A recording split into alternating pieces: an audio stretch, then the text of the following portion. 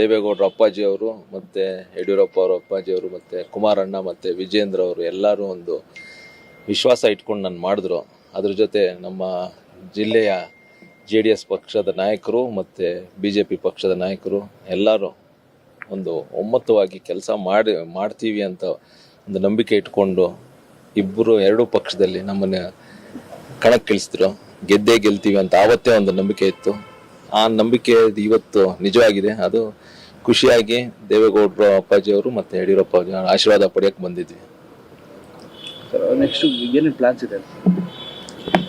Major ಆಗಿ ನಾವು ನೀರಾವರಿ ಯೋಜನೆಗಳು ಮಾಡ್ತೀವಿ ಅಂತ ಒಂದು ಭರವಸೆ ಕೊಟ್ಟಿದ್ವಿ ಜನತೆಗೆ. ಯಾಕಂದ್ರೆ ಬಯಲುಸೀಮೆ ಜಿಲ್ಲೆ ಕೋಲಾರ ಮತ್ತು ಚಿಕ್ಕಬಳ್ಳಾಪುರದ ಚಿಂತಾಮಣಿ ಮತ್ತು ಸಿದ್ಲಘಟ್ಟ 2 ತಾಲೂಕು ನಮಗೆ ಬರುತ್ತೆ. ಅದ್ರ ಜೊತೆ ಈ ಯುವಕರಿಗೆ ಒಂದು ಉದ್ಯೋಗ ಸೃಷ್ಟಿ ಮಾಡಬೇಕು, ಪರ್ಮನೆಂಟ್ ಆಗಿ ಒಂದು ಉದ್ಯೋಗ ಸೃಷ್ಟಿ ಮಾಡಬೇಕು. ಯಾಕಂದ್ರೆ ಬಂಗಾರಪೇಟೆ ಮತ್ತೆ KGF ಕ್ಷೇತ್ರದಿಂದ ಸುಮಾರು 25-30 ಸಾವಿರ ಜನ ಬೆಂಗಳೂರಿಗೆ ಬಂದು ದಿನ ಕೆಲಸ ಮಾಡ್ಕೊಂಡು ವಾಪಸ್ ಹೋಗ್ತಾರೆ. ಅವ್ರಿಗೆ ಒಂದು ಶಾಶ್ವತವಾಗಿ ಅಲ್ಲಿ ಉದ್ಯೋಗ ಸೃಷ್ಟಿ ಮಾಡಬೇಕು ಅಂತ.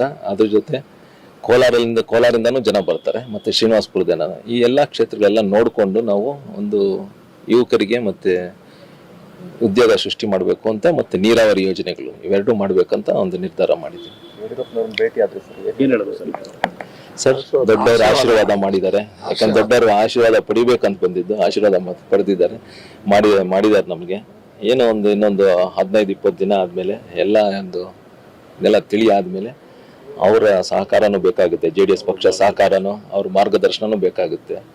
ಅದಕ್ಕೆ ಇವಾಗಲೇ ಬಂದು ಮಾತಾಡ್ಕೊಂಡಿದ್ರೆ ಒಂದು ಒಳ್ಳೆ ರೀತಿಯ ಒಂದು ಸಂಬಂಧ ಬೆಳೆಯುತ್ತೆ ನಮಗೆ ಅಂತ ಒಂದು ವಿಶ್ವಾಸದಿಂದ ಬಂದಿದೆ.